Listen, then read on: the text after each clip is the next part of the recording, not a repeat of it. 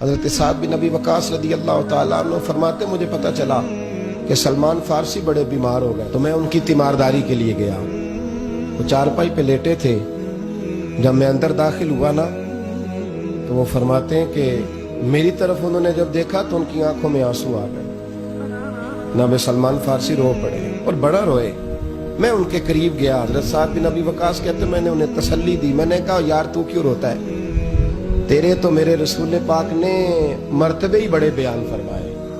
حضور نے فرمایا ہے کہ ہر آدمی جنت میں جانے کا شوق رکھتا ہے اور جنت شوق رکھتی ہے کہ میرے اندر علی آ جائے. جنت کا شوق ہے کہ میرے اندر مقداد آ جائے اور جنت کا شوق ہے کہ میرے اندر سلمان فارسی آ جائے. علی، سلمان اور مقداد تو جنت شوق رکھتی ہے کہ آ جائے. اتنا بڑا تو آدمی اور حضور ہمیشہ راضی رہے اور روتے کیوں ہو؟ حضرت سلمان فارسی پھر رونے لگے. کہنے لگے روتا اس لیے ہوں کہ جو نبی پاک علیہ السلام کے ساتھ وعدے کیے تھے میں پورے نہیں کر سکا. کہا وہ کیا؟ کہنے لگے حضور نے فرمایا تھا مسافروں کی طرح وقت گزارنا، راہگیروں کی طرح وقت گزارنا. میں وہ وعدہ نہیں پورا کر سکا. میں نے مال جمع کیا، میرے پاس دولت ہے. تو کہا کہاں ہے دولت؟ حضرت سلمان کہنے لگے میرے کمرے میں گھوم کے دیکھ لو.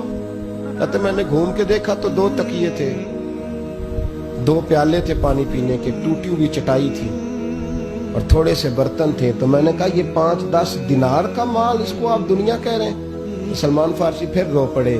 کہنے لگے اور کوئی رکھ لیتا تو خیر تھی، مجھے تو نہیں رکھنی چاہیے، میں تو نبی پاک کا غلام ہوں. اور پھر فرمانے لگے 2 تکیے ہیں، ایک سے بھی تو گزارا ہو سکتا تھا. 2 پیالے، ایک سے بھی تو گزارا ہو سکتا تھا. یارو حضرت سعد بن ابی وقاص کہنے لگے یار تو کچھ بھی نہیں، بس اصل بات یہ ہے کہ تو غافل نہیں ہونا چاہتا.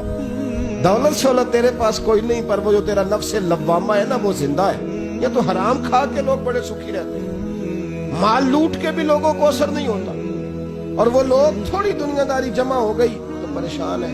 صحابہ میں سب سے امیر ہے حضرت عبد الرحمن ابن عوف. 80 ہزار دینار ان کے انتقال کے بعد ان کی 4 بیویوں کے حصے میں آئے. اور ان کی دولت اتنی پاک صاف ہے کہ اللہ کے رسول نے ان کے پیچھے نماز ادا فرمائی ہے. اللہ کرے آپ کو سمجھ آئے میری بات. یعنی 1-1 روپیہ حلال کا ہے، اسی لیے تو میرے نبی پاک نے ان کے پیچھے نماز پڑھ لی ہے. 1-1 روپیہ حلال کا. اور جن 10 لوگوں کو نبی کریم نے زندگی میں جنت کی ٹکٹ عطا فرمائی نا، 10 مبشرہ، ان میں حضرت عبد الرحمن ابن عوف شامل ہے. حضور کا وصال ہو گیا تو حضرت عبد الرحمن ابن عوف نا سارا دن آ کے سیدہ عائشہ صدیقہ کے دروازے پہ بیٹھے رہتے. کبھی حضرت ام سلمہ ام المومنین ان کے دروازے پہ بیٹھے رہتے اور بیٹھے رہتے اور روتے رہتے. حضرت عائشہ صدیقہ باہر نکلتی تو کہتی بیٹے کیا ہوا، کیوں روتے ہو؟ تو حضرت عبد الرحمن کہتے کہ آپ مومنوں کی ماں ہے نا، تو بیٹے کو جب تکلیف ہوتی ہے تو ماں کے پاس ہی آ کے روتا ہے نا. کیا تکلیف ہے؟ کہنے لگے اماں جی دولت بہت زیادہ ہے، پیسے بڑے، آج بھی رات خواب دیکھی ہے تو میں دریا میں ڈوب رہا ہوں. اماں جی آپ ماں ہیں، میرے لیے دعا کریں میں بچ جاؤں. تو حضرت عائشہ کہتی تیری دولت تو بڑی پاک ہے، حضور نے تجھے جنت کی بشارت دی ہے، کیوں اتنا پریشان ہوتا ہے؟ تو عرض کرنے لگے اماں جی ابو بکر مجھ سے افضل تھے پر ان کے کپڑوں کو پیبند لگے رہتے تھے. عمر مجھ سے اچھا تھا پر جب وہ دنیا سے گیا تو اس پر قرضہ تھا. امیر حمزہ مجھ سے بڑے افضل تھے، جب دنیا سے گئے تو کفن کا کپڑا بھی موجود نہیں تھا. تو میں نے اتنی دولت جمع کی ہے، ڈر لگتا ہے غافل نہ کر دے، دولت کہیں قائل نہ کر دے. تو حضرت عائشہ فرماتی جا کے خرچ کر کے آ، جا اس میں سے کچھ خرچ کر کے آ. واپس آتے کہتے 4000 دینار خرچ کر آیا. پھر آ کے روتے، پھر اگلی شام روتے.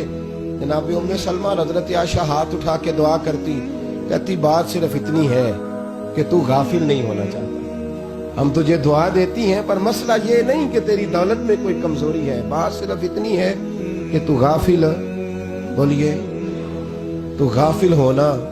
جو دم غافل سو دم کافر، سانو مرشد اے ہو پڑھایا. بات صرف اتنی ہے کہ تو غافل نہیں ہونا ہے. بھائیو یہ جو غفلت ہے نا یہ بہت بڑی مصیبت ہے.